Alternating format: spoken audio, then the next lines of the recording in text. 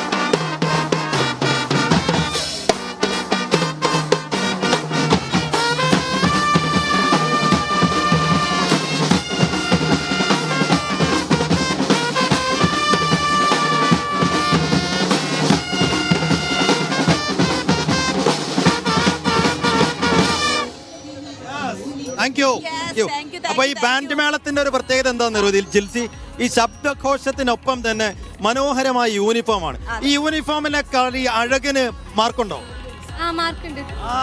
അതുകൊണ്ടാണ് നമ്മൾ ബാൻഡ് മേളത്തിൽ പങ്കെടുക്കുന്ന ഓരോ ടീമും ഗംഭീര വേഷവിധാനാണ് അല്ലെ?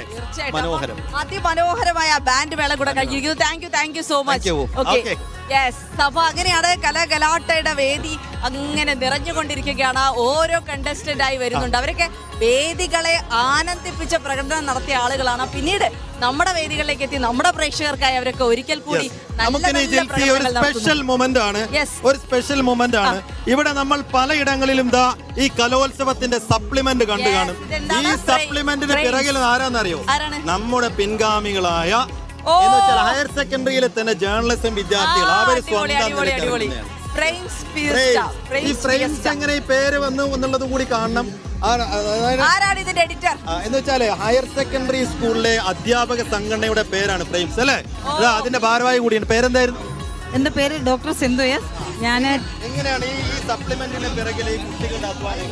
അതായത് ഹയർ സെക്കൻഡറിയിലെ ജേർണലിസം പഠിപ്പിക്കുന്ന അധ്യാപകരുടെ കൂട്ടായ്മയാണ് ഫ്രെയിംസ്. ഞങ്ങൾ 3 വർഷമായേ ഉള്ളൂ തുടങ്ങിയിട്ട്. അങ്ങനെ ഞങ്ങളുടെ ചിന്തയിലാണ് ഈ കുട്ടികളെ കൊണ്ട് ഇങ്ങനെ ഒരു പ്രവർത്തനം ചെയ്യിക്കണമെന്ന ചിന്ത വന്നത്. കഴിഞ്ഞ വർഷം മുതൽ തുടങ്ങി. തിരുവനന്തപുരത്തായിരുന്നു തുടക്കം. ഈ വർഷം തൃശ്ശൂര്. ഇവിടുത്തെ കുട്ടികൾ ചുണക്കുട്ടികളാണ്. വളരെ നന്നായി റിപ്പോർട്ട് ചെയ്യുന്നു. എല്ലാം കുട്ടികളുടെ കോൺട്രിബ്യൂഷനാണ്. ഞങ്ങൾ അവരുടെ പുറകിൽ നിന്ന് സഹായിക്കുക മാത്രമാണ് ചെയ്യുന്നത്. എല്ലാം അവർ തന്നെയാണ് ചെയ്യുന്നത്. ലേ ഔട്ട് മാത്രമാണ് കുറച്ചൊരു ഹെൽപ്പ് ഞങ്ങളുടെ ഭാഗത്തുനിന്ന് ഉണ്ടാകുന്നത്. വിഷ്വൽ മീഡിയയും സ്റ്റോറീസ് ചെയ്യുന്നുണ്ട്. യൂട്യൂബ് ഫ്രെയിംസ് എന്ന് തന്നെയാണ്. ഫ്രെയിംസ് ഫിയസ്റ്റ യൂട്യൂബ് പേജ് ഉണ്ട്, ഇൻസ്റ്റാ പേജ് ഉണ്ട്. അതുവഴിയാണ് ഇവർ ചെയ്യുന്ന വർക്കുകളെല്ലാം. എങ്ങനെയുണ്ട് ഈ എക്സ്പീരിയൻസ്? അടിപൊളിയാണോ? ഇത് ചെയ്തിട്ട് എങ്ങനെയുണ്ട് എക്സ്പീരിയൻസ്? ഒരു ന്യൂ എക്സ്പീരിയൻസ് ആണ്. ഞങ്ങൾ ജേർണലിസം സ്റ്റുഡൻസിനൊക്കെ ആയിട്ട് ഞങ്ങൾ തിയറി ഒക്കെ പഠിച്ചിട്ടുള്ളൂ. ഇപ്പൊ പ്രാക്ടിക്കലിനൊരു എക്സ്പോഷർ ആണ് ഇത് കൊടുത്തിട്ട്. ഒരു ജേർണലിസ്റ്റ് ആവാനാണ് ആഗ്രഹം? അതെ. എല്ലാവരും അങ്ങനെ? അതെ. ഞാൻ ആക്ച്വലി ജേർണലിസം സ്റ്റുഡൻ്റ് അല്ല. ഞാൻ എഴുത്ത് ഇതൊക്കെ വഴി ഞങ്ങളുടെ ടീച്ചേഴ്സ് കോൺടാക്ട് ചെയ്തിട്ട് ഞാൻ എത്തിയതാണ് ഇവിടെ വന്നപ്പോൾ ഈ വൈബായിട്ടും എല്ലാവരുടെയും ഇതും പ്രത്യേകിച്ച് നമ്മുടെ ഫോട്ടോ ഒക്കെ വെച്ചിട്ടുള്ള ഐഡിയ ഒക്കെ കിട്ടിയപ്പോൾ ഭയങ്കര കൗതുകവും എക്സൈറ്റ്മെൻറ്റും ഇതൊക്കെ ആയി. പിന്നെ ഈ വൈബിനോടൊക്കെ അങ്ങ് എൻജോയ് ചെയ്ത് നമുക്ക് തന്നെ ഇപ്പോൾ ഓരോ ഇവന്റ് കാണുമ്പോഴും ഇതൊക്കെ സ്റ്റോറി ആയി കഴിഞ്ഞാൽ ഇങ്ങനെയാവും. എല്ലാവരും ജേർണലിസം വൈബായി ഇപ്പോൾ വൈബേറ്റ് പിടിച്ച നമ്മുടെ വിദ്യാർത്ഥികളാണ്. അപ്പൊ താങ്ക് യു സോ മച്ച്. അപ്പൊ നിങ്ങളെ കൂടെ പരിചയപ്പെടുത്താൻ കഴിഞ്ഞത് ഞങ്ങളുടെ സന്തോഷം. Thank you. എല്ലാവരും വലിയ മാധ്യമപ്രവർത്തകരാവട്ടെ, വലിയ ജേർണലിസ്റ്റുകളാകാൻ കഴിയട്ടെ. അതിന്റെ ഒരു തുടക്കമാവട്ടെ ഇത്. ശരി, thank you so much. Thank you. നമ്മുടെ കലകലാട്ട തൽക്കാലത്തേക്ക് ഇവിടെ നമുക്ക് കലോത്സവ നഗരിയിൽ ഇങ്ങനെ പലതരം കാഴ്ചകളുണ്ട്. നമ്മളെ മനം നിറക്കുന്ന ഒരുപാട് കാഴ്ചകളുണ്ട്. പക്ഷെ നമുക്കിവിടെ സമയപരിമിതി ഉണ്ട് അല്ലേ?